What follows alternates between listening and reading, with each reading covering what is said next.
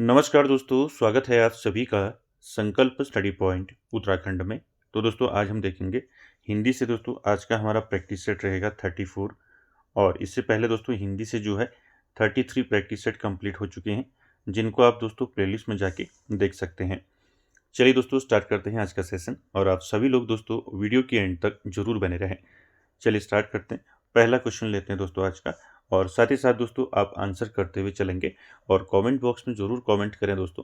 ठीक है, चलिए पहला क्वेश्चन लेते हैं और सारे क्वेश्चन जो है आपके सिलेबस के अकॉर्डिंग रहेंगे। इसमें दोस्तों हम पेपर फर्स्ट और पेपर सेकंड जो हिंदी का है, इसमें दोनों से आपके क्वेश्चन रहेंगे। चलिए पहला क्वेश्चन देखिए, आंसर कीजिए। पहला क्वेश्चन है दोस्तों, अपभ्रंश में कुल कितने स्वर थे? आपको बताना है अपभ्रंश भाषा में कुल कितने स्वर थे। ऑप्शन देखिए 8, 12, 9 या फिर 15। चलिए आंसर कीजिए क्वेश्चन नंबर फर्स्ट का। आपको बताना है अपभ्रंश भाषा में कुल कितने स्वर माने गए हैं? 8, 12, 9 या फिर 15। क्या हो जाएगा इसका right answer? Question number first का दोस्तों राइट आंसर क्या हो जाएगा? अपभ्रंश भाषा में जो है कुल जो है 8 स्वर माने जाते हैं दोस्तों। कितने स्वर माने जाते हैं? 8 स्वर माने जाते हैं। ठीक है, तो यहाँ पर ऑप्शन ए जो है आपका राइट हो जाएगा। ठीक, साथ ही साथ दोस्तों आपको याद रखना है, अब ये 8 स्वर जो हैं कौन कौन से हैं आपको पता होना चाहिए। ठीक है, अपभ्रंश भाषा में मुख्य रूप से 8 स्वर माने जाते हैं। कौन कौन से हैं 8 स्वर? आपको ध्यान रखना है ओ, आ, छोटी ई, बड़ी ई, छोटा ऊ, बड़ा ऊ, ए और आपका ओ। तो ये 8 जो है दोस्तों, ये 8 स्वर जो है माने जाते हैं अपभ्रंश भाषा में मुख्य रूप से। ठीक है, इसको ध्यान में रखेंगे, कोई भी आपको यहाँ पर पूछा जा सकता है। ठीक है, साथ ही साथ दोस्तों आपको ध्यान रखना है अपभ्रंश भाषा। ठीक है, आप सभी जानते हैं अपभ्रंश भाषा का जो शाब्दिक अर्थ होता है वो क्या होता है? इसका शाब्दिक अर्थ होता है भ्रष्ट। क्या होता है इसका शाब्दिक अर्थ? क्या होता है? भ्रष्ट होता है। अगर हम व्याकरणी जो है व्याकरण के अर्थ में लें इसको, तो इसका जो अर्थ हो जाएगा वो क्या हो जाएगा? विचलित। क्या हो जाएगा? विचलित। ठीक है, ध्यान में रखेंगे। साथ ही साथ दोस्तों आपको याद रखना है अपभ्रंश भाषा में जो है मुख्य रूप से दोस्तों जैन साहित्य, रासक काव्य और वीर गाथाएं जो है लिखी गई हैं। ठीक है, इसको ध्यान में रखेंगे। साथ ही साथ दोस्तों आपको याद रखना है, यहाँ पर 2 नाम आपको जो है याद रखना है। ठीक है, कौन कौन से 2 नाम याद रखने हैं? पहला नाम याद रखना है पंडित चंद्रधर, पंडित चंद्रधर शर्मा गुलेरी।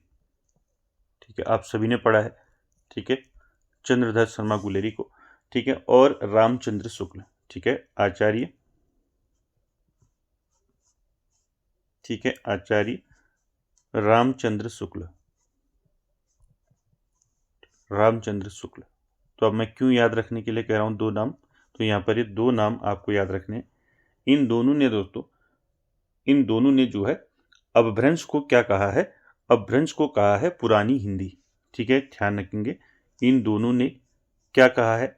अपभ्रंश को पुरानी हिंदी कहा है। आपको पूछा जा सकता है। ठीक है, क्या कहा है? पुरानी हिंदी कहा है।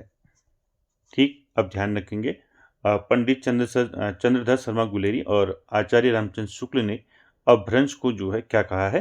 पुरानी हिंदी कहा है। इसको आपने ध्यान में रखना है। ठीक है, चलिए क्वेश्चन नंबर 2 का आंसर करेंगे। क्वेश्चन नंबर 2 है दोस्तों, डॉक्टर सुनीति कुमार चटर्जी के अनुसार पूर्वी हिंदी आधुनिक भारतीय आर्य भाषाओं के किस वर्ग में आती है? ऑप्शन देखिए उचित, प्राच्य, मध्य देशी या फिर इनमें से कोई नहीं। क्या हो जाएगा इसका right answer? Doctor Suniti Kumar Chatterjee के अनुसार पूर्वी हिंदी जो है आधुनिक भारतीय आर्य भाषाओं के किस वर्ग में आती है? चलिए आंसर कीजिए क्वेश्चन नंबर 2 का। क्वेश्चन नंबर 2 का दोस्तों राइट आंसर क्या हो जाएगा? और राइट आंसर हो जाएगा दोस्तों प्राच्य। ठीक है, तो यहाँ पर बी ऑप्शन राइट हो जाएगा, प्राच्य। जो पूर्वी हिंदी है दोस्तों वो आधुनिक भारतीय जो है दोस्तों किस वर्ग में आती है? प्राच्य वर्ग में। ठीक है, किसके अनुसार है?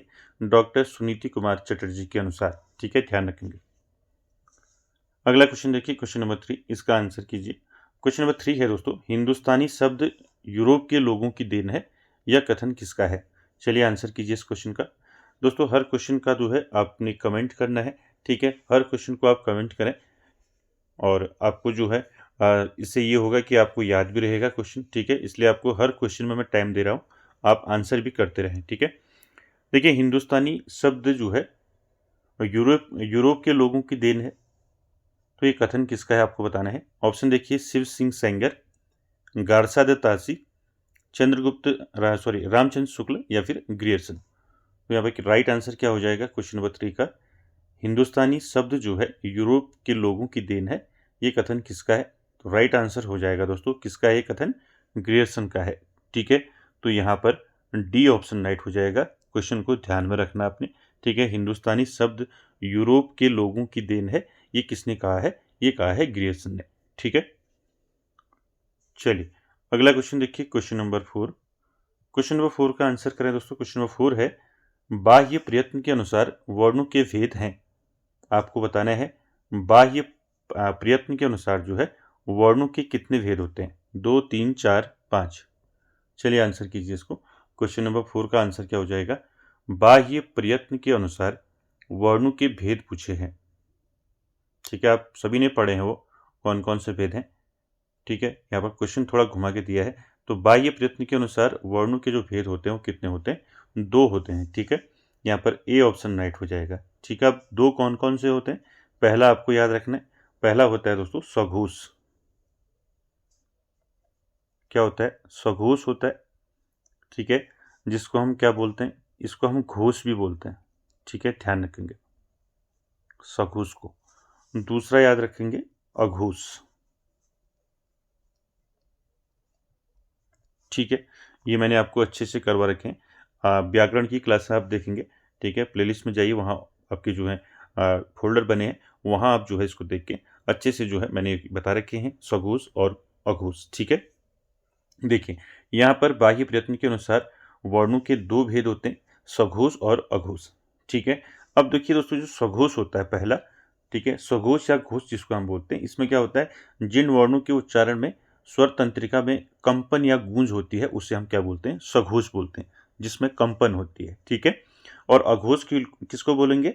जिन वर्णों के उच्चारण में स्वर तंत्रियों में जो है कंपन नहीं होता है। ठीक है, इसमें अघोष में कंपन नहीं होगा।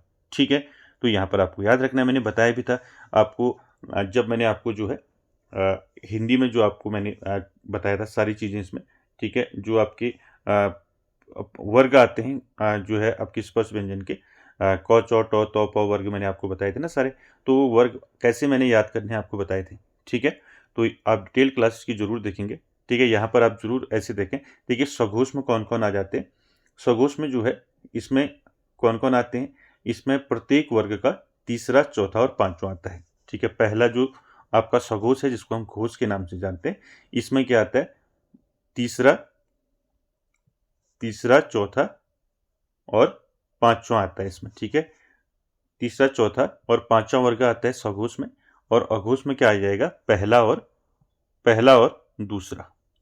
ठीक है, वो 5 मैंने आपको बताए थे ना, क वर्ग, च वर्ग, ट वर्ग, त वर्ग बताए थे ना सारे, तो सारे आपको याद रखने हैं। ठीक है, चलिए अगला क्वेश्चन देखिए। क्वेश्चन नंबर 5 का आंसर करना है। क्वेश्चन 5 है दोस्तों, बौद्ध गान ओ दोहा का संपादन किसने किया? क्वेश्चन नंबर 5 में आपको आंसर करना है, बौद्ध गान ओ दोहा का संपादन किसने किया? ऑप्शन देखिए, राहुल सांकृत्यायन, सूर्यकांत शास्त्री, हरप्रसाद शास्त्री या फिर इनमें से कोई नहीं। क्या हो जाएगा राइट आंसर बताइए? बौद्ध गान ओ दोहा किसने किया था संपादन? आंसर कीजिए, क्या हो जाएगा इसका राइट आंसर? राहुल सांकृत्यायन होगा, सूर्यकांत शास्त्री होगा या फिर हरप्रसाद शास्त्री होगा? तो दोस्तों यहाँ पर राइट आंसर क्या हो जाएगा? राइट आंसर हो जाएगा हरप्रसाद शास्त्री। ठीक है, ध्यान रखेंगे, बौद्ध गान ओ दोहा का संपादन किसने किया है? हरप्रसाद शास्त्री ने किया है। ये बौद्ध गान वो दोहा दोस्तों क्या है, ये दोस्तों सिद्धों द्वारा जो है 8वीं से लेकर 13वीं सदी, ठीक है, याद रखेंगे 8वीं सदी से 13वीं सदी के बीच रची गई जो है चर्या पदों और दोहों का जो है संग्रह है दोस्तों। ठीक है, ये बौद्ध गान और दोहा क्या है, सिद्धों द्वारा, ठीक है, सिद्धों द्वारा 8वीं से लेकर 13वीं शताब्दी के बीच रची गई चर्या पद और दोहों का जो है संग्रह है दोस्तों। ठीक है, ध्यान रखेंगे। आपको पूछा जा सकता है बौद्ध गान और दोहा जो है इसको जो है इसको प्रकाशित कब किया गया था। ठीक है, इसको प्रकाशित किया गया था दोस्तों, कब किया गया था, 1916 में। ठीक है, ध्यान रखेंगे 1916 में प्रकाशित किया गया था इसे। ठीक है, ध्यान रखेंगे। और साथ ही साथ दोस्तों 1907 में हरप्रसाद शास्त्री ने नेपाल से इसे खोजा था। ठीक है, तो ये सारे फैक्ट आप जानते होंगे, तो यहाँ पर आपको इतने फैक्ट जो हैं आपको याद रखने हैं। ठीक है, मेन आपको जो इंपॉर्टेंट फैक्ट हैं वो याद रखने हैं। ठीक है, बौद्ध गान और दोहा जो है इसका संपादन किसने किया, हरप्रसाद शास्त्री ने किया। ठीक है, बौद्ध गान और दोहा क्या है, यह सिद्धों द्वारा 8वीं से लेकर 13वीं सदी के बीच रची गई चर्या पदों और दोहों का संग्रह है। ठीक है, जिसे 1907 में हरप्रसाद शास्त्री ने नेपाल से खोजा था। कब खोजा था, 1907। ठीक है, प्रकाशित कब हुआ ये, 1916। ठीक है, तो सारे आपको याद रखने हैं। चलिए अगला क्वेश्चन देखिए, क्वेश्चन नंबर 6। क्वेश्चन नंबर 6 का आंसर कीजिए। कबीर की अपेक्षा खुसरो का ध्यान बोलचाल की भाषा की ओर अधिक था, यह कथन किसका है। ऑप्शन देखिए, मिश्र बंधु, हजारी प्रसाद द्विवेदी, रामचंद्र शुक्ल या फिर ग्रियर्सन। क्या हो जाएगा यहाँ पर राइट आंसर बताइए। कबीर की अपेक्षा जो है खुसरो का ध्यान बोलचाल की भाषा की ओर अधिक था, तो किसने कहा है। चलिए आंसर कीजिए क्वेश्चन नंबर 6 का, क्या हो जाएगा यहाँ पर। मिश्र बंधु होगा, हजारी प्रसाद द्विवेदी होगा, रामचंद्र शुक्ल होगा या फिर गियर्सन होगा।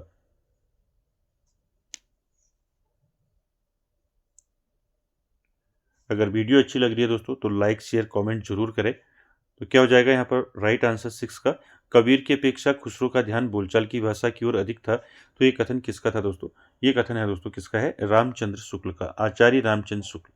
ठीक है, सी ऑप्शन राइट हो जाएगा। ठीक है, साथ ही साथ दोस्तों आचार्य रामचंद्र शुक्ल के बारे में मैंने आपको हर जो है प्रैक्टिस सेट में बताता हूँ। ठीक है, इसमें इनसे रिलेटेड सारे जितने भी क्वेश्चन बनते हैं वो सारे आपको याद रखने। ठीक है, कोई भी पूछा जा सकता है दोस्तों। साथ ही साथ आपको याद रखना है रामचंद्र शुक्ल का जो है आपको इनका जीवन काल याद रखना है। इनका जन्म कब हुआ था, 1884 में इनका जन्म हुआ था और इनकी मृत्यु हुई थी दोस्तों 1941 में। ठीक है, ध्यान रखेंगे। साथ ही साथ दोस्तों हिंदी साहित्य के सर्वोच्च आलोचक माने जाते हैं दोस्तों आचार्य रामचंद्र शुक्ल। ठीक है, साथ ही साथ दोस्तों आपको याद रखना है इन्होंने एक ग्रंथ लिखा था। ठीक है, एक प्रसिद्ध ग्रंथ लिखा था आचार्य रामचंद्र शुक्ल ने, हिंदी साहित्य का इतिहास। क्या लिखा था, हिंदी साहित्य, हिंदी साहित्य का, हिंदी साहित्य का इतिहास। ठीक है, अभी कब लिखा था ये भी आपको याद रखना है। आचार्य रामचंद्र शुक्ल ने हिंदी साहित्य का इतिहास कब लिखा, 1929 में। ठीक है, 1929 में लिखा, ध्यान रखेंगे। ठीक है, साथ ही साथ दोस्तों इसी ग्रंथ में, ठीक है, इसी ग्रंथ में जो है आदिकाल को वीर गाथा काल कहा गया था। ठीक है, ध्यान रखेंगे। आचार्य रामचंद्र शुक्ल का जो ग्रंथ है हिंदी साहित्य का इतिहास, इसी में दोस्तों आदिकाल को क्या कहा गया था, आदिकाल को क्या कहा गया था, वीर गाथा काल। ठीक है, आदिकाल को क्या कहा गया था, वीर गाथा काल। ठीक है, नोट कर लेंगे, वीर गाथा। ठीक है, वीर गाथा काल कहा गया था। ठीक है, इसको भी साथ में आपने ध्यान में रखना है।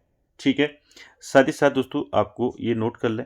ठीक है, साथ ही साथ आपको जो है ये भी याद रखना है कि आचार्य रामचंद्र शुक्ल ने हिंदी का प्रथम कवि किसको माना है। ठीक है, और प्रथम महाकाव्य कौन सा माना है। ठीक है, ये भी आपको ध्यान रखना है।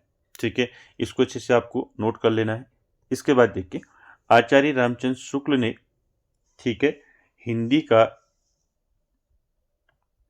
ठीक है, हिंदी का प्रथम कवि, हिंदी का प्रथम कवि किसे माना है। चलिए बताइए किसको माना है, प्रथम कवि किसको माना है आचार्य रामचंद्र शुक्ल ने। तो आंसर हो जाएगा आपका चंद बरदाई, चंद बरदाई। ठीक है, चंद बरदाई। ठीक है, ध्यान रखेंगे, एक मिनट। ठीक है, आचार्य रामचंद्र शुक्ल ने हिंदी का प्रथम कवि किसे माना है, हिंदी का प्रथम कवि माना है, किसको माना है हिंदी का प्रथम कवि, चंद बरदाई को, चंद बरदाई को। ठीक, अगर आपको पूछा जाए कि आचार्य रामचंद्र शुक्ल ने हिंदी का प्रथम महाकाव्य किसे माना है, ठीक है, ठीक है, हिंदी का ये प्रथम हो गया ना, हिंदी का प्रथम कवि, ठीक है, प्रथम कवि किसे माना है, चंद बरदाई को। ठीक है, ध्यान रखेंगे। और प्रथम जो महाकाव्य है वो किसे माना था आचार्य रामचंद्र शुक्ल ने, हिंदी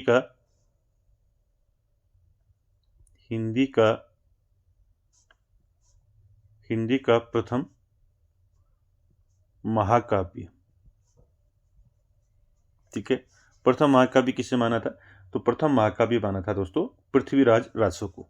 ठीक है, ध्यान रखेंगे दोनों फैक्ट, पृथ्वीराज रासो। ठीक, ये सारे फैक्ट आपको आचार्य रामचंद्र शुक्ल से याद रखने। ठीक है, इन्होंने जो है हिंदी का प्रथम कवि चंद बरदाई को माना है और प्रथम महाकाव्य पृथ्वीराज रासो को माना है। ठीक, चलिए अगला क्वेश्चन देखिए, क्वेश्चन नंबर 7। क्वेश्चन नंबर 7 का आंसर कीजिए। काव्य शास्त्र के प्रसिद्ध कश्मीरी आचार्य अभिनव गुप्त ने अपने तंत्रालोक में कौन से नाथ की वंदना की है।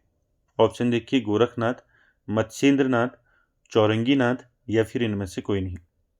क्या हो जाएगा इसका राइट आंसर, काव्य शास्त्र के प्रसिद्ध कश्मीरी आचार्य, मैंने बताया है अभिनव गुप्त के बारे में कई बार आपको।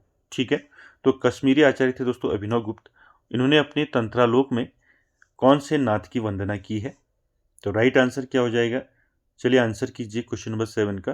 क्या हो जाएगा, गोरखनाथ होगा, मत्स्येंद्र नाथ होगा या फिर चौरंगी नाथ होगा। किसकी वंदना दोस्तों इन्होंने की थी, तो यहाँ पर राइट आंसर क्या हो जाएगा 7 का, राइट आंसर हो जाएगा मत्स्येंद्र नाथ। ठीक है, बी ऑप्शन यहाँ पर राइट हो जाएगा दोस्तों, याद रखेंगे। अभिनव गुप्त ने अपने तंत्रालोक में कौन से नाथ की वंदना की है, मत्स्येंद्र नाथ की वंदना की है। ठीक है, साथ ही साथ दोस्तों मत्स्येंद्र नाथ के बारे में आप सभी जानते हैं। मत्स्येंद्र नाथ दोस्तों ये नाथ संप्रदाय के संस्थापक और हठ योग के आदिगुरु माने जाते हैं। हठ योग के आदि गुरु इनको माना जाता है। ठीक है, साथ ही साथ दोस्तों आपको ध्यान रखना है, इनको जो है दोस्तों एक अन्य नाम से भी जाना जाता है। मत्स्येंद्र नाथ को आपको पूछा जा सकता है कि तंत्र गुरु के नाम से किसे जाना जाता है। ठीक है, तंत्र गुरु। ठीक है, ध्यान रखेंगे, तंत्र गुरु नाम से किसको जाना जाता है, मत्स्येंद्र नाथ को जाना जाता है, इसको ध्यान रखेंगे। ठीक, साथ ही साथ दोस्तों आपको पूछा जा सकता है मत्स्येंद्र नाथ जो है दोस्तों, ये जो है दोस्तों किसके गुरु थे। ठीक है, तो मत्स्येंद्र नाथ दोस्तों ये किसके गुरु थे, ये थे दोस्तों गुरु गोरखनाथ के गुरु, गोरखनाथ। ठीक है, गोरखनाथ के गुरु कौन थे, मत्स्येंद्र नाथ। ठीक है, इसको भी ध्यान में रखेंगे दोस्तों। एक किंवदंती है। ठीक है, तो यहाँ पर दोस्तों एक किंवदंती है, याद रखेंगे। जो मत्स्येंद्र है जो दोस्तों, तो इसको पहले नोट कर लें, मैं आपको बताता हूँ। ठीक है, इसको आप नोट कर लें। ठीक है, तंत्र गुरु किसे कहा जाता है। ठीक है, साथ ही साथ इनको जो है हठ योग के आदिगुरु के नाम से इनको जाना जाता है। ठीक है, साथ ही साथ दोस्तों आपको ध्यान रखना है, जो मत्स्येंद्र नाथ पूरा इनका नाम है, तो जो मत्स्येंद्र है, ठीक है,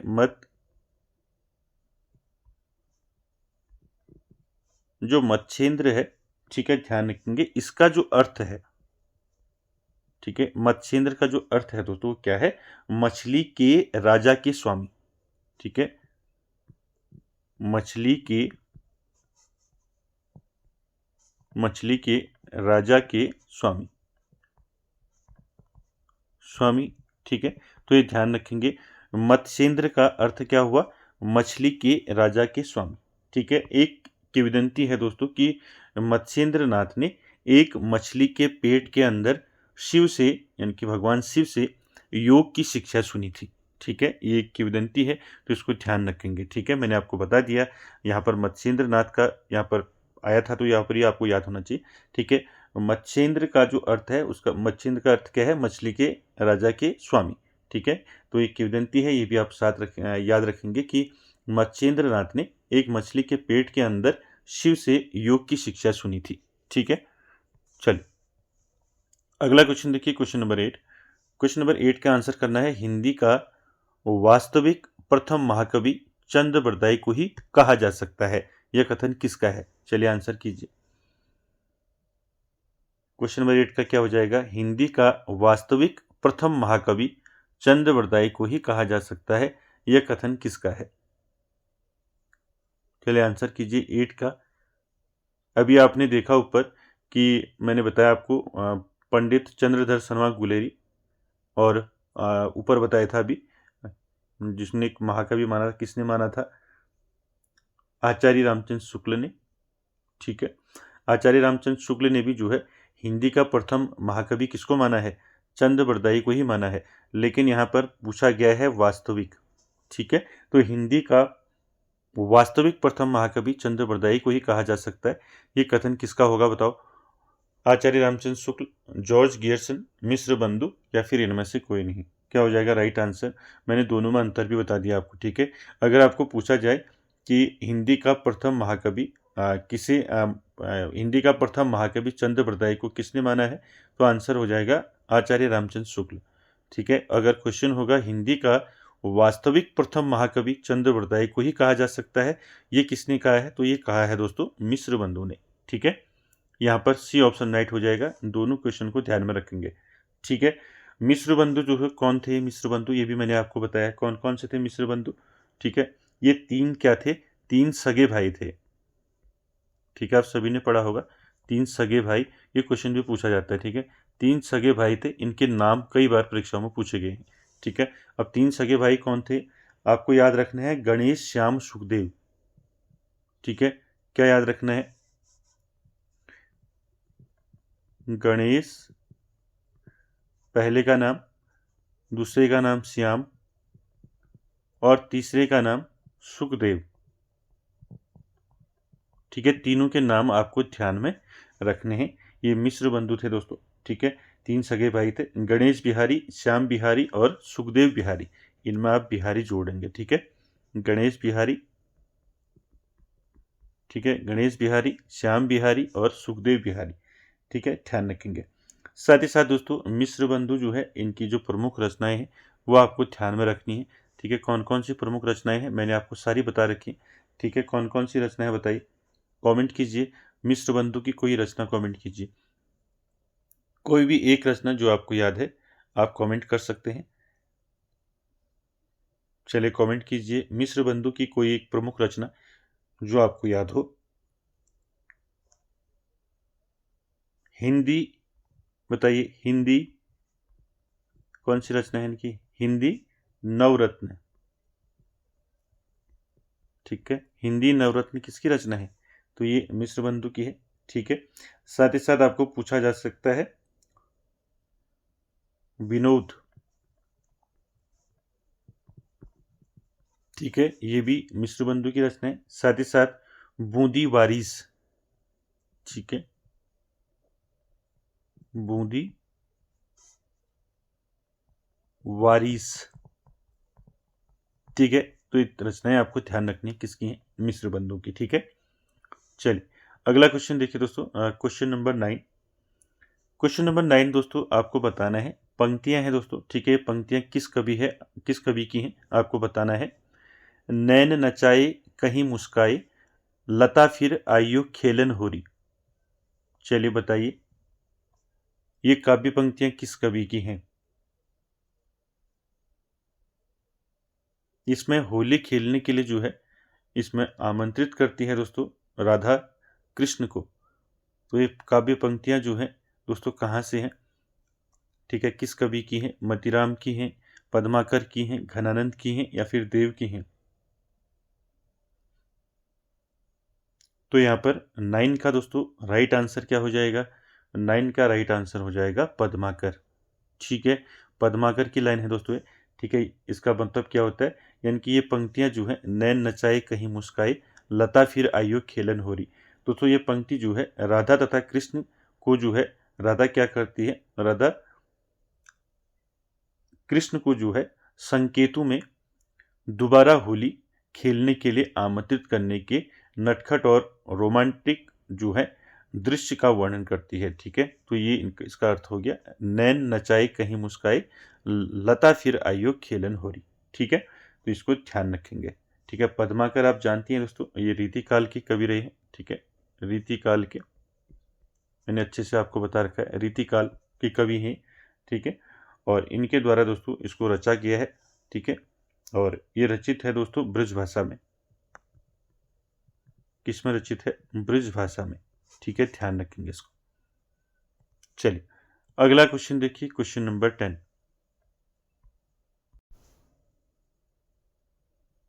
चलिए क्वेश्चन नंबर 10 देखिए। क्वेश्चन नंबर 10 है दोस्तों, पानी परात को हाथ छुयो नहीं, नैनन के जल सो पग धोए। ये दोस्तों प्रसिद्ध लाइनें हैं। ठीक है, इसमें दोस्तों अटूट प्रेम जो है सुदामा और कृष्ण का जो है अटूट प्रेम इसमें जो है दर्शाया गया है दोस्तों। ठीक है, देखिए, पानी परात को हाथ छुयो नहीं, नैनन के जल सो पग धोए। ठीक है, तो इसका मतलब क्या हुआ कि श्री कृष्ण दोस्तों वो सुदामा के पैर धोने के लिए मंगाए गए पानी को जो है नहीं छूते, बल्कि अपने आंसुओं से ही उनके पैर धो देते हैं। दोस्तों ये अटूट प्रेम और करुणा को दर्शाता है। ठीक है, ध्यान रखेंगे। और ये लाइनें दोस्तों आपको बताना है, ये पंक्तियां जो है दोस्तों किसकी हैं? सूरदास, रहीम, नरोत्तम दास या फिर इनमें से कोई नहीं। बहुत ही प्रसिद्ध लाइनें हैं।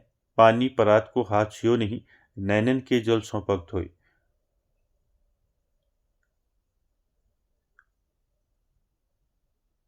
दोस्तों इसमें श्री कृष्ण और सुदामा की जो श्री कृष्ण हैं, सुदामा की दैनिक स्थिति को देखकर काफ़ी भावुक हो जाते हैं और कहते हैं कि वो इस सुदामा के पैर धोने के लिए जो मंगाया पानी होता है उसको छूते ही नहीं हैं, बल्कि अपने आंसुओं से ही जो है सुदामा के पैर धो देते हैं। तो यहाँ पर दोस्तों ये लाइनें हैं किसकी है? नरोत्तम दास की। ठीक है, ध्यान रखेंगे।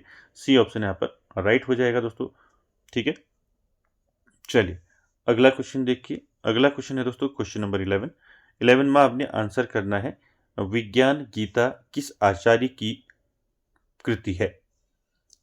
विज्ञान गीता कई बार मैंने आपको एक क्वेश्चन जो है बता दिया है। ठीक है, ये कई बार रिपीट हो चुका है क्वेश्चन। तो विज्ञान गीता किस आचार्य कवि की कृति है? केशवदास, भिखारी दास, सेनापति या फिर पद्माकर? चलिए आंसर कीजिए, क्या हो जाएगा इसका? विज्ञान गीता किसकी रचना है? विज्ञान गीता तो कई बार आपको बताया है, तो यहाँ पर राइट आंसर क्या हो जाएगा? केशवदास। ठीक है, केशवदास की रचना है दोस्तों विज्ञान गीता। साथ ही साथ केशवदास की अन्य रचनाएं आपको पूछी जा सकती हैं। ठीक है, जो इनकी प्रमुख रचनाएं हैं, यहाँ से हमेशा क्वेश्चन पूछा जाता है। ठीक है, जैसे आपका इनकी एक रचना है रतन बावनी। ठीक है, सबने पढ़ा है। ठीक है, रतन बावनी। ठीक है, रतन बावनी इनकी रचना है।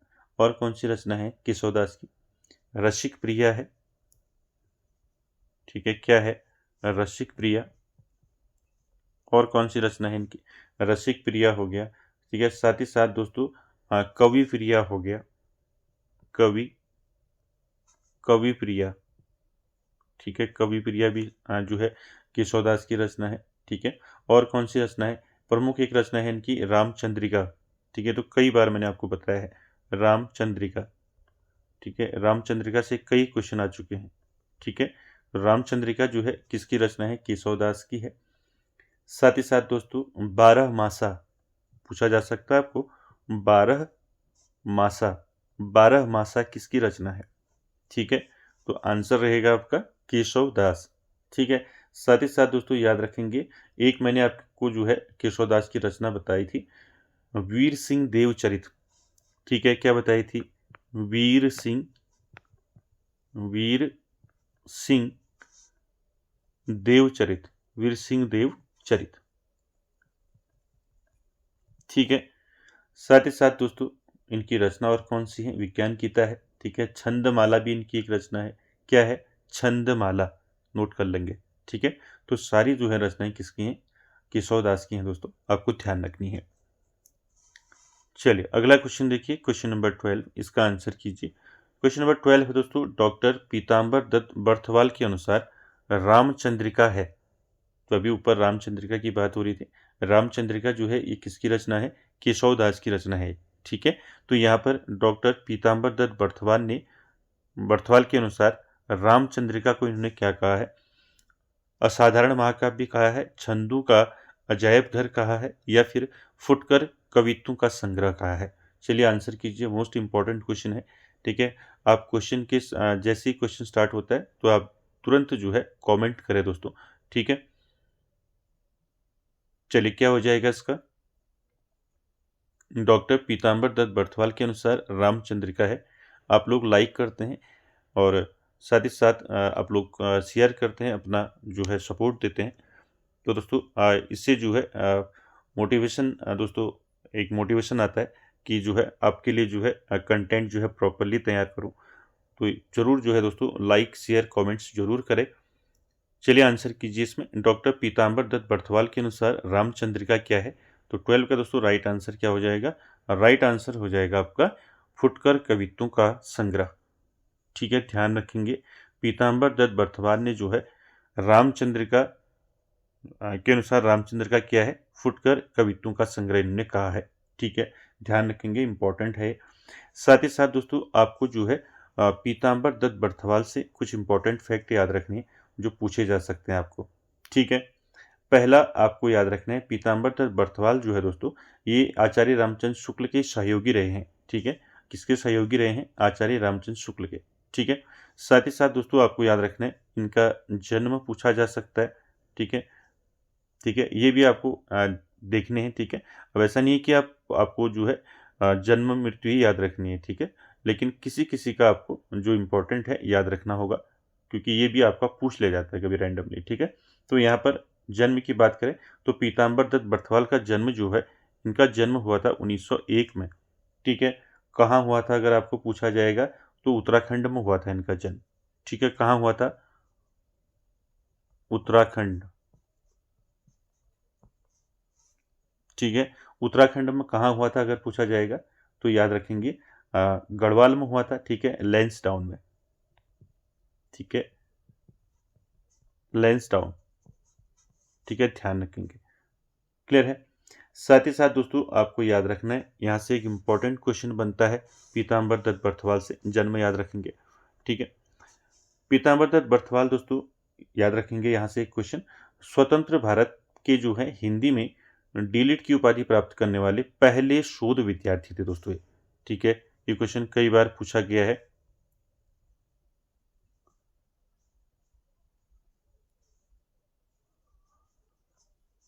डीलिट की उपाधि प्राप्त करने वाले स्वतंत्र भारत के दोस्तों ये पहले क्या थे, शोधकर्ता, पहले शोधकर्ता थे, पहले शोधकर्ता। ठीक है, ध्यान रखेंगे।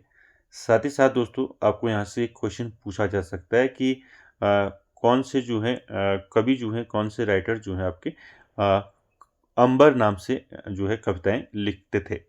तो यहाँ पर दोस्तों आपको ध्यान रखना है। ठीक है, ये आपको याद रखना है, डीलिट की उपाधि जो है इनको पहले स्वतंत्र भारत के पहले व्यक्ति थे जिनको डीलिट की उपाधि मिली थी। ठीक है, साथ ही साथ दोस्तों आपको ये भी पूछा जा सकता है इनको डीलिट की उपाधि जो है दोस्तों किसके लिए इनको डीलिट की उपाधि दी गई थी। ठीक है, ये तो पता है आपको डीलिट की उपाधि दी गई थी, ये आपने पढ़ा होगा। ठीक है, पहले शोधकर्ता थे। तो आपको याद रखना है हिंदी काव्य में निर्गुणवाद। ठीक है, क्या याद रखेंगे, हिंदी काव्य में, हिंदी काव्य में, ठीक है, में निर्गुणवाद। ठीक है, याद रखेंगे निर्गुणवाद। चलो मैं इसमें आगे में स्लाइड में इसको लिखता हूँ। ठीक है, इतना आप डिलीट जो है याद रखेंगे, इनको दिया गया था। तो किसके लिए दिया गया था अगर पूछा जाएगा तो ध्यान रखेंगे यहाँ पर। ठीक है, हिंदी, हिंदी काव्य में निर्गुणवाद।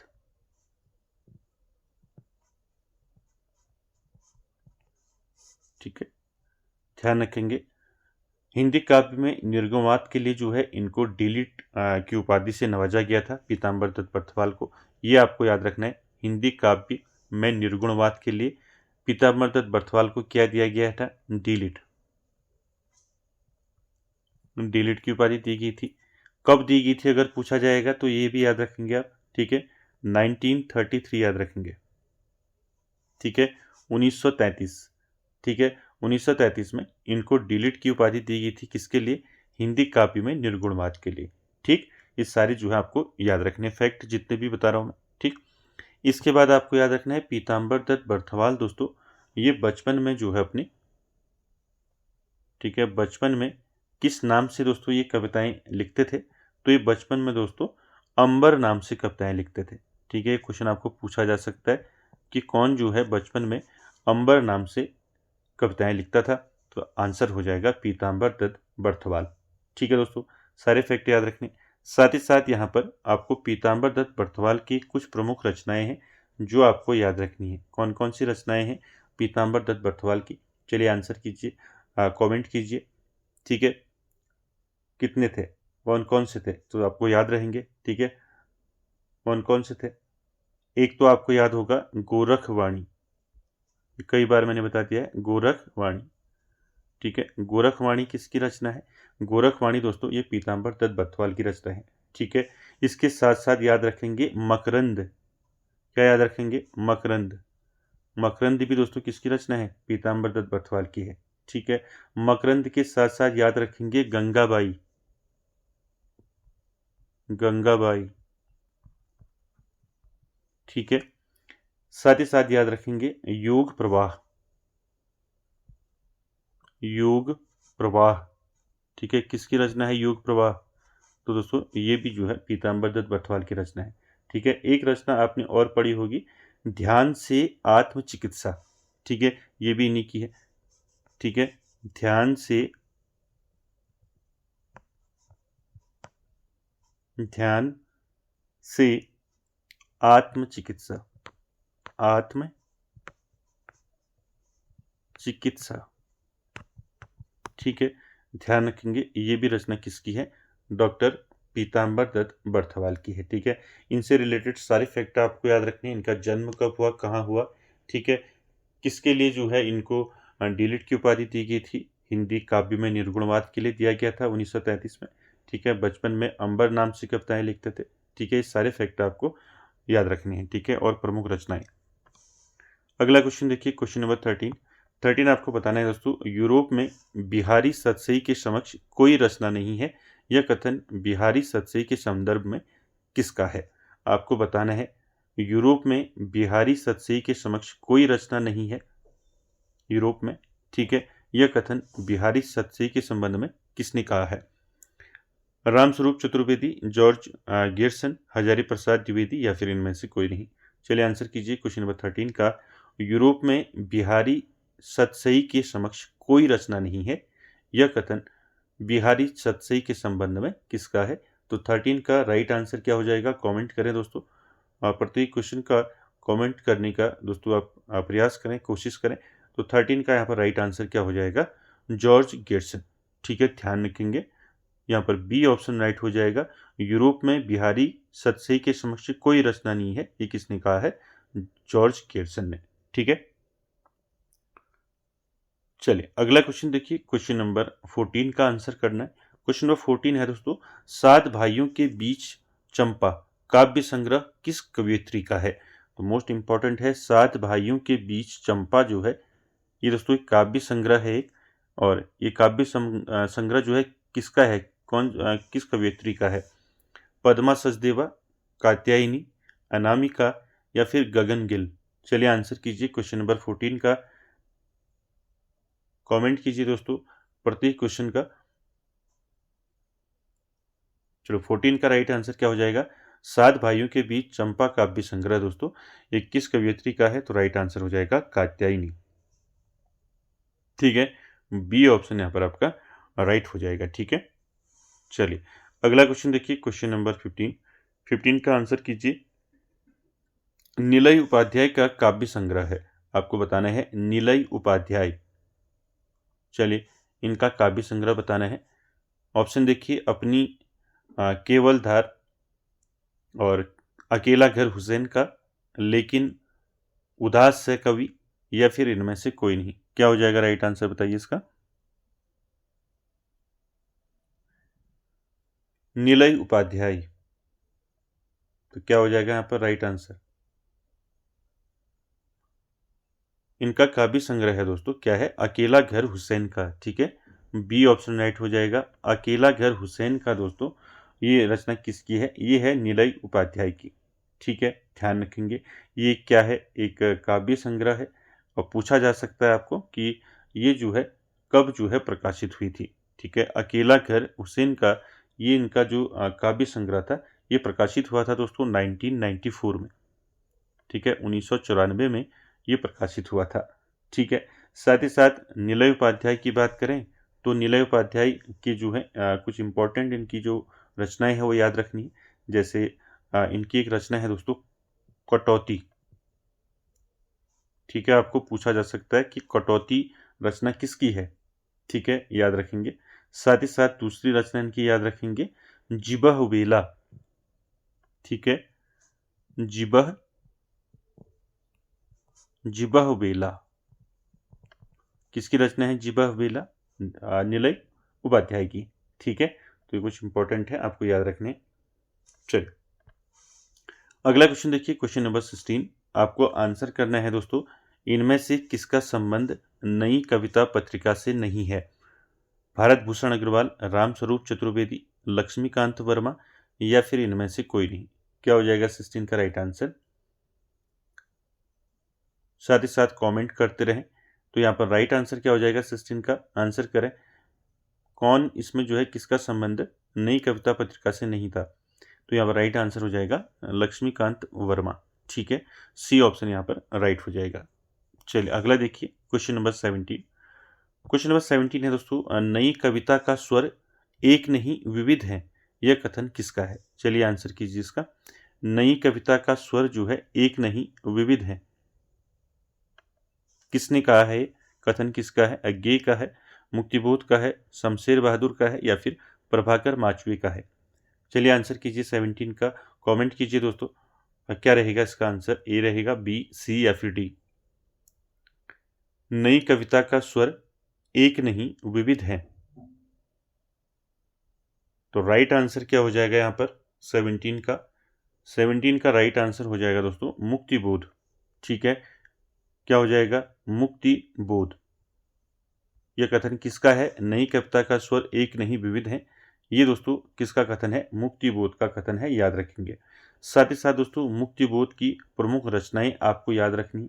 ठीक है, रचनाएं तो आपको याद होंगी मुक्तिबोध की। ठीक है, लेकिन अच्छे से आपको याद रखना है, क्योंकि इतने सारे राइटर हैं, आप कौन कौन सी रचनाएं आप याद रखोगे। ठीक है, इसलिए जो है अच्छे से ध्यान में रिलेट करके जो है दोस्तों आपको याद करनी होंगी। ठीक है, मुक्तिबोध की रचनाएं कौन सी हैं, चाँद का मुंह टेढ़ा।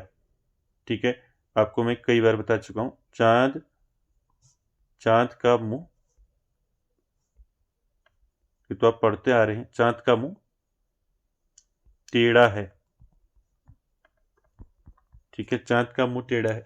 और कौन सी रचना है इनकी, काठ का सपना, काठ का सपना, काठ का सपना किसकी रचना है, मुक्तिबोध की है। ठीक है, साथ ही साथ एक इम्पॉर्टेंट है, आपने कई बार सुना होगा, सतह से उठता आदमी। ठीक है, सतह से उठता आदमी। ठीक है, सतह से उठता आदमी किसकी रचना है, मुक्तिबोध की। ठीक है, और कौन सी रचना है इनकी, सतह से उठता आदमी, भूरी भूरी खाक धूल, ये तो आपने पढ़ा है। ठीक है, तो याद है आपको, भूरी भूरी खाक धूल। ठीक है,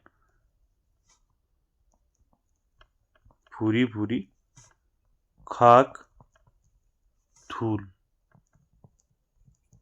भूरी भूरी खाक धूल। साथ ही साथ दोस्तों और कौन सी रचना है इनकी, नई कविता का आत्मसंघर्ष भी इनकी रचना है दोस्तों, नोट कर लेंगे।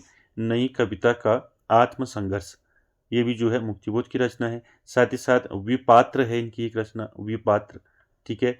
साथ ही साथ कामायनी एक पुनर्विचार जो है इन्हीं की रचना है मुक्तिबोध की, ठीक है। तो ये सारी रचनाएं आपको ध्यान में रखनी है, ठीक है। चलिए अगला क्वेश्चन देखिए, क्वेश्चन नंबर 18, इसका आंसर कीजिए। क्वेश्चन नंबर 18 है, इनमें से कौन सी कविता अज्ञेय की नहीं है? चलिए आंसर कीजिए। यहाँ पर आपको बताना है अज्ञेय की कविता जो है कौन सी नहीं है इसमें। जनपथ राजपथ, केले का पेड़, आज़ादी के 20 बरस, तेरे कंधे। चलिए आंसर कीजिए, कौन सी कविता जो है यहाँ पर अज्ञेय की नहीं है। क्वेश्चन नंबर 18 का क्या हो जाएगा राइट आंसर? देखिए अज्ञेय की रचना जनपथ राजपथ तो है, ठीक। अज्ञेय की केले का पेड़ भी है, अज्ञेय की रचना है, ठीक है। आज़ादी के 20 बरस ये भी है। तो यहाँ पर तेरे कंधे जो है, डी ऑप्शन, ये जो है अज्ञेय की रचना, अज्ञेय की कविता नहीं है, ठीक है, ध्यान रखेंगे, ठीक। साथ ही साथ दोस्तों अज्ञेय की बात हो रही है, ठीक है। तो अज्ञेय की प्रमुख रचनाएं, इनका यात्रा वृत्तांत पूछा जाता है अज्ञेय का, ठीक है। इनका जो यात्रा वृत्तांत है अज्ञेय का, इसको याद रख लें। यात्रा वृत्तांत क्या है इनका? यात्रा वृत्तांत अज्ञेय का, अरे यायावर रहेगा याद, ठीक है। अरे यायावर, अरे यायावर रहेगा याद, ठीक है। आपको पूछ लिया जाएगा कि अरे यायावर रहेगा याद, ये किसका जो है यात्रा वृत्तांत है? तो याद रखेंगे अज्ञेय का यात्रा वृत्तांत है, ठीक है। साथ ही साथ अज्ञेय की जो प्रमुख रचनाएं हैं वो आपको ध्यान में रखनी है, जैसे आपका भग्नदूत,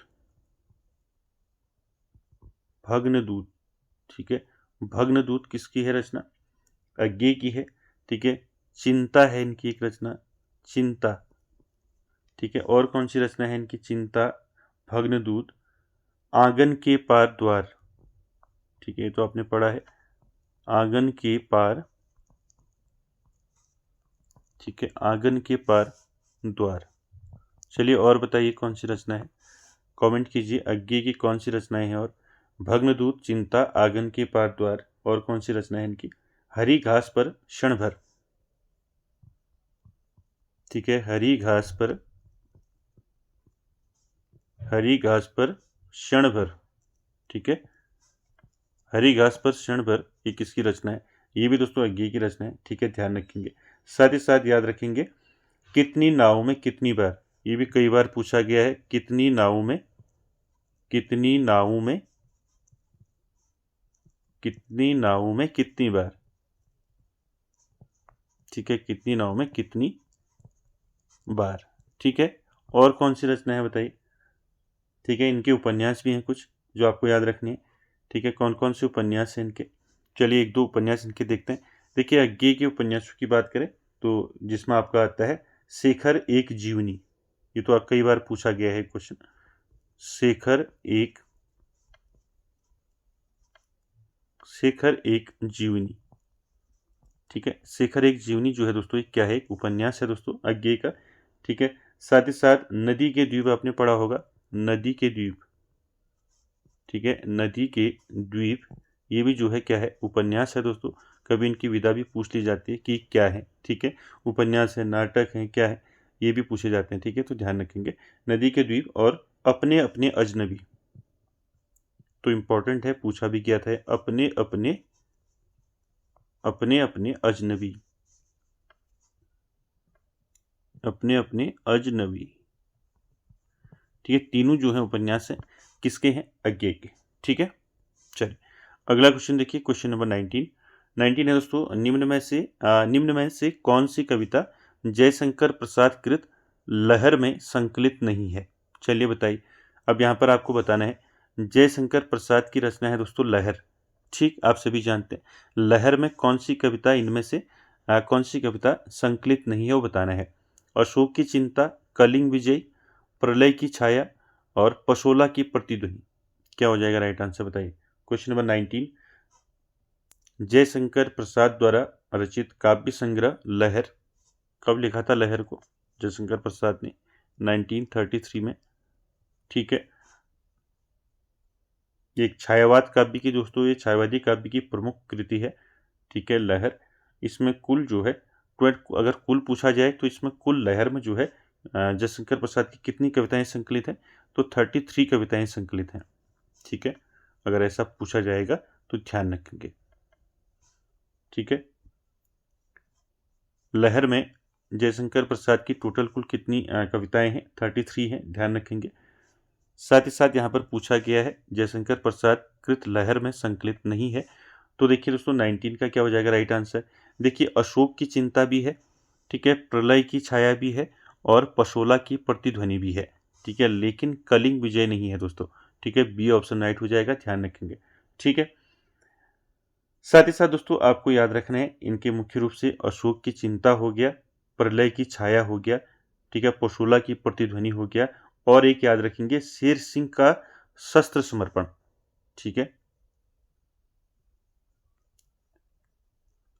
शेर सिंह का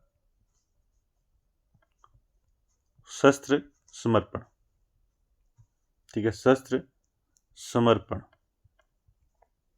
ठीक है। ये भी जो है लहर में संकलित है, ठीक है, जो लहर में संकलित है वो बता रहा हूँ, ठीक है। अशोक की चिंता हो गया, प्रलय की छाया हो गया, और पशोला की प्रतिध्वनि हो गया, और शेर सिंह का शस्त्र समर्पण हो गया। ये जो है ये लहर में संकलित है, ठीक है, कलिंग विजय नहीं है, ठीक है। चलिए अगला क्वेश्चन देखिए, क्वेश्चन नंबर 20 और आज का आखिरी क्वेश्चन, इसका आंसर करेंगे हिंदी में ऋतु संहार के रचयिता, ठीक है। तो यहाँ पर जो है रचयिता को काट देंगे, ठीक है, ये थोड़ा आपका जो है गलत लिखा गया है, ठीक है, इसमें यहाँ पर ध्यान देना है। हो जाता है दोस्तों क्योंकि ये सारे जो है आपके रिटर्न वर्क है, तो यहाँ पर कहीं मिस्टेक हो जाती है कभी ना कभी, तो यहाँ पर आपको ध्यान रखना है हिंदी में ऋतु संहार का जो है हिंदी में अनुवाद किसने किया, ये आपको नोट करना है, ठीक है। ऋतु संहार का जो है हिंदी अनुवाद, ठीक है, हिंदी अनुवाद किसने किया, ठीक, ये क्वेश्चन है, क्लियर है। हिंदी में ऋतु संहार का जो है अनुवाद किसने किया था, ठीक है। चलिए हिंदी अनुवाद बताना है ऋतु संहार का, सीधे सीधे, ठीक। देखिए भारतेंदु हरिश्चंद्र, श्रीधर पाठक, गुरुभक्त सिंह, या फिर इनमें से कोई नहीं। ऋतु संहार तो आप जानते होंगे ना किसकी रचना है, ऋतु संहार है कालिदास की रचना, ठीक है। कालिदास ने इसको किस भाषा में लिखा था, इसको संस्कृत में लिखा था, ठीक है। तो इसका हिंदी में अनुवाद किसने किया ये पूछा है, ठीक। तो क्या रहेगा आंसर राइट इसका, भारतेंदु हरिश्चंद्र, श्रीधर पाठक, गुरुभक्त सिंह। तो दोस्तों 20 का राइट आंसर क्या हो जाएगा, राइट आंसर हो जाएगा श्रीधर पाठक, ठीक है, बी ऑप्शन राइट हो जाएगा, क्लियर है, ठीक है। ऋतु संहार जो है ये कालिदास की रचना है, ठीक है, इसको संस्कृत में लिखा गया था कालिदास जी के द्वारा, और हिंदी में अनुवाद किया इसको श्रीधर पाठक के द्वारा, ठीक है, बी ऑप्शन राइट होगा। और साथ ही साथ श्रीधर पाठक के बारे में आप जानते होंगे दोस्तों, ठीक है। श्रीधर पाठक जो हैं ये द्विवेदी युग के कवि हैं, द्विवेदी युग के कवि हैं दोस्तों ये श्रीधर पाठक, और साथ ही साथ इनकी जो रचनाएं हैं वो आपको याद रखनी है, इंपॉर्टेंट, ठीक है। इनकी रचना है दोस्तों एक एकांतवासी योगी, ठीक है, एकांतवासी पूछा जा सकता है, एकांतवासी योगी किसकी रचना है, तो आंसर हो जाएगा श्रीधर पाठक, ठीक। और इनकी एक रचना है दोस्तों देहरादून, देहरादून, ठीक है, ध्यान रखेंगे, देहरादून जो है इनकी एक रचना है श्रीधर पाठक की। और साथ ही साथ दोस्तों कश्मीर सुषमा भी इनकी एक रचना है, ठीक है, कौन सी रचना है इनकी, कश्मीर सुषमा, कश्मीर की सुषमा, याद ऐसे याद रखें, कश्मीर सुषमा, ठीक है। तो ये भी रचना है दोस्तों श्रीधर पाठक की, ठीक है। भारत गीत इनकी एक रचना है, भारत गीत, भारत गीत, ठीक है। भारत गीत के साथ साथ आपको याद रखना है और कौन सी रचना थी इनकी, मनोविनोद, ठीक है, मनोविनोद, मनोविनोद किसकी रचना है, तो ये भी दोस्तों श्रीधर पाठक की रचना है, ठीक है। सारी रचनाएं आपको याद रखनी है। इन्होंने दोस्तों कवि भूषण की भी उपाधि इन्होंने धारण की थी, ठीक है, ध्यान रखेंगे, कवि भूषण की उपाधि धारण की थी श्रीधर पाठक ने, ठीक है। ये सारे फैक्ट आपको दोस्तों याद रखने हैं। तो दोस्तों ये था आज का सेशन। आई होप आप सभी को अच्छा लगा होगा और वीडियो को एंड तक देखने के लिए थैंक यू वेरी मच।